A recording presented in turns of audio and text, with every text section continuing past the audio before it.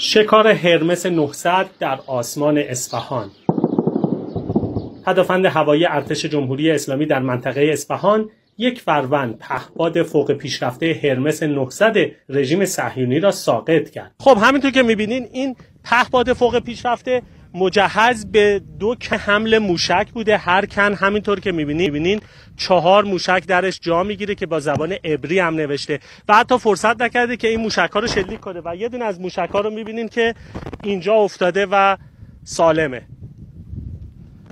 هرمس 900 یکی از نمونه پهپادهای فوق پیشرفته رژیم صهیونی است که قابلیت 36 ساعت پرواز مداوم را دارد. این قسمت رادار پهپاده که ارتباط برخط با همون پایگاهی که پرواز کرده در رژیم صهیونیستی برقرار میکنه. هرمس 900 قابلیت حمل انواع مهمات هوا به زمین جهت حمله به اهداف سطحی نظیر مواضع پدافندی و نقاط حساس و حیاتی کشور را دارد. اینجا یکی از حیاتی ترین قسمت های این پهپاد دوربین اطلاعات و شناسایی پهپاد که قابلیت چرخش 360 درجه داره و چند میلیون دلار هم هزینه‌شه، چون یکی از پیشرفته ترین دوربین های در نوع خودش.